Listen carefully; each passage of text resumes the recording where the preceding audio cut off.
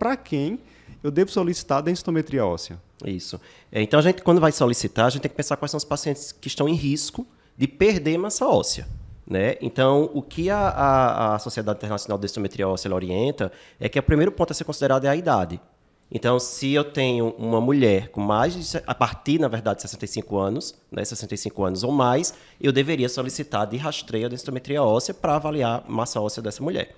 Para homem, a gente aumenta um pouquinho a idade, né, 70 anos ou mais. Então, diante de um idoso, né, mulher a partir de 65 e homem a partir de 70, você deveria pedir uma densitometria óssea já para ver se tem ou não esse diagnóstico. Isso sem considerar outros fatores. Sem considerar outros fatores.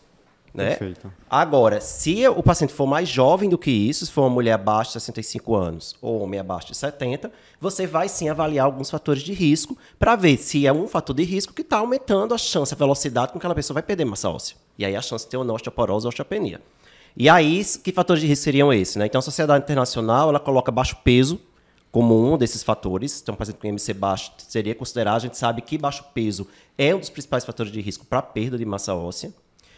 Se o paciente tiver alguma condição ou doença ou use alguma medicação que sabidamente leve à perda de massa óssea, né, teria também que realizar a densitometria óssea. E aí a gente pode citar vários exemplos. Né? Medicação glicocorticoide, por exemplo. Né? Uma das medicações, é a mais comum, na verdade, a medicação que mais causa perda de massa óssea, considerada a causa principal de osteoporose secundária, inclusive.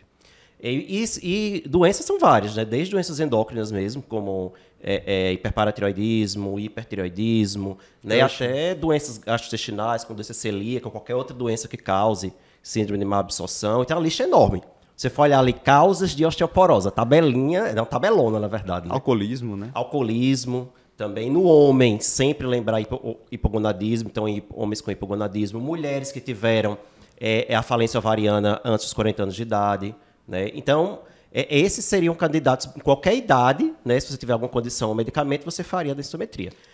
E outra indicação óbvia é se tiver tido fratura. Sim. Se o paciente tiver tido fratura de fragilidade, não é qualquer fratura, né? Fratura no acidente de carro, não isso. Mas se teve fratura definida como fratura de fragilidade, aí teria, claro, que fazer a densitometria óssea. E é interessante porque quem vai ler a recomendação da sociedade, né, percebe que eles se repetem um pouco. Então, colocam lá várias vezes pacientes de várias idades com fatores de risco para osteoporose. E no final dá no mesmo. Dá no mesmo. É basicamente isso que você resumiu. É assim, a partir de uma determinada idade para todo mundo, abaixo daquela idade, seja uma mulher na transição menopausal, ou pré-menopausa, ou homem jovem, qualquer que seja a idade, você vai pedir dependendo da presença de fatores de risco. O Eric, eu acho que um ponto importante é definir direitinho essa história da fratura de fragilidade, né? Então diz aí pra gente como é que é essa fratura.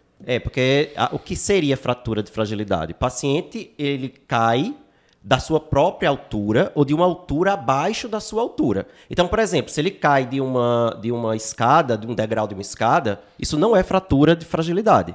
Né? Então, por quê? Porque foi acima da sua altura. Mas se ele cai de uma cadeira, cai da cama e às vezes fratura, aí sim seria uma fratura de fragilidade. E desde que não tenha trauma externo. Porque se ele caiu porque foi empurrado, isso já deixa de ser fratura de fragilidade. Se a gente foi atropelado. Atropelado por uma bicicleta. Não, foi queda da própria altura, mas foi a bicicleta que passou e... Não, aí já mudou. Tá jogando futebol, veio outro... Jogando futebol. Não dá. Né? Então, praticando esporte, geralmente, também você não considera como sendo uma fratura de fragilidade, né? Então, você tem que caracterizar isso muito bem. Exato. E aí, claro, uma vez que sofreu fratura de fragilidade, inclusive, o diagnóstico de baixa massa óssea está dado. Você precisa da densitometria para quantificar isso e até para depois lhe auxiliar no melhor tratamento para aquele paciente.